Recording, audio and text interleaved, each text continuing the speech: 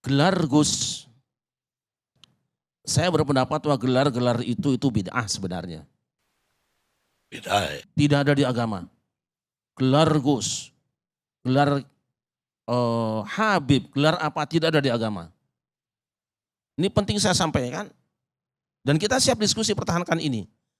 Tapi itu As-Sayyid Al-Habib itu dikemukakan oleh umat sebagai sebuah penghargaan.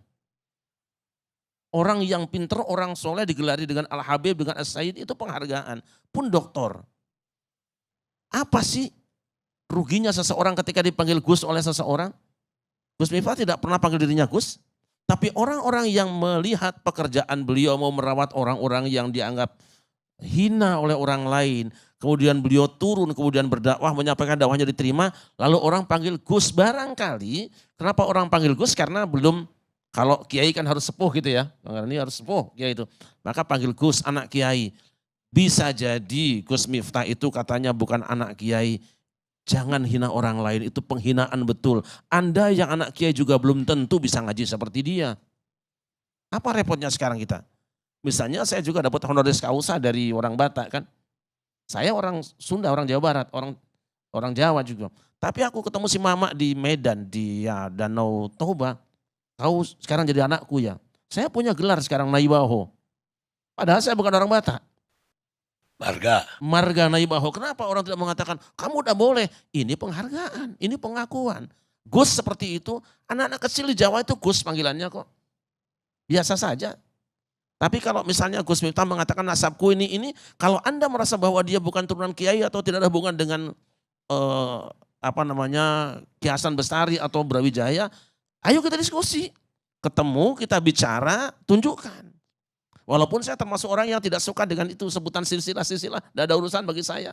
Karena orang punya silsilah turunan siapapun kalau memang dia nggak ada harganya buat bangsa ini itu apa.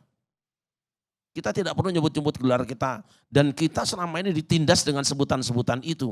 Orang kemudian merasa rendah diri ketika berhadapan dengan orang yang punya gelar-gelar itu. Tapi kalau itu penghargaan, maafi muskilah sekira. Jadi nanti kalau masalah gelar Gus itu ini ya kita ketemu, kita ngobrol, tanya beliau dari mana.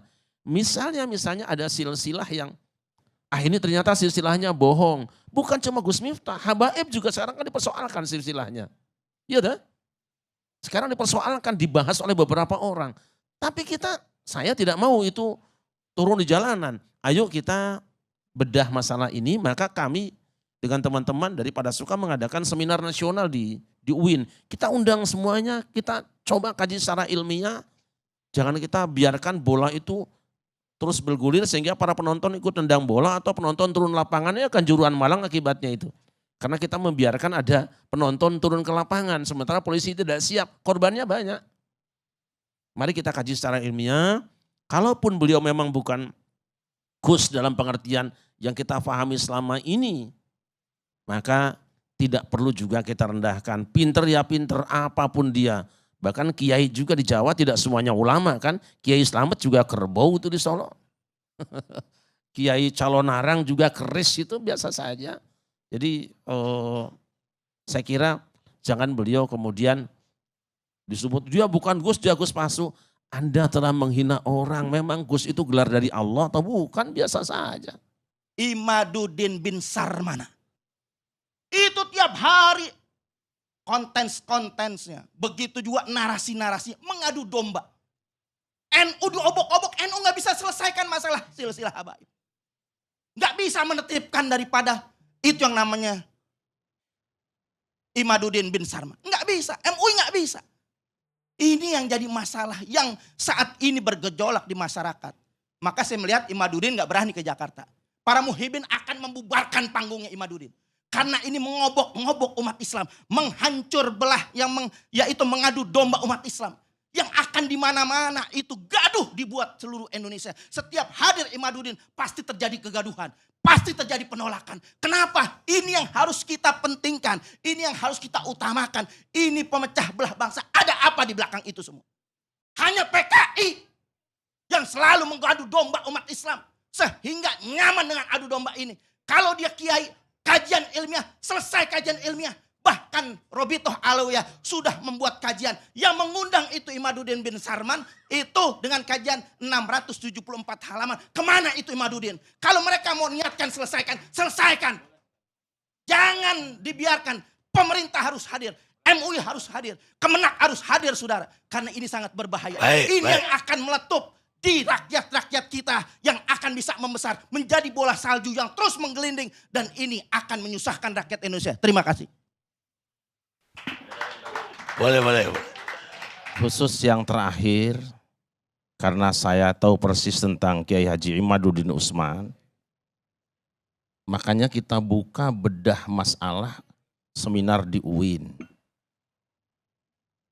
Kalau Ustadz Novel Bamukmin bersedia, kapan pertemukan Kiai Imad dengan satu di antara tiga?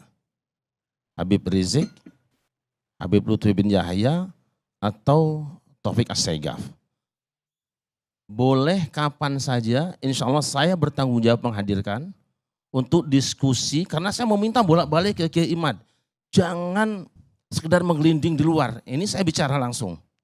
Ayo ketemu, tapi pasti supaya selesai, kita juga tidak mau ribut-ribut seperti ini.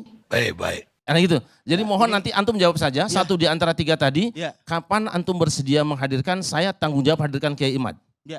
Kalau buku yang 600 halaman saya sudah baca, bukunya Kiai Imad saya sudah baca, tidak akan selesai saya bilang kalau seperti ini. Kapan saja kita undang, satu di antara tiga tadi, Habib Rizik, Habib Lutfi atau Habib Taufik As-Saegaf, kapan bisa datang kita bertemu, saya siap menghadirkan Kiai Imad insya Allah. Saya bertanggung jawab. Jadi saya mau bertanya dulu dengan Kiai, ini sebenarnya Imaduddin Al-Utsmani atau Imaduddin Utsman atau Imaduddin bin Sarman? Saya tanya antum sekarang, Ibnu Taimiyah itu nama siapa?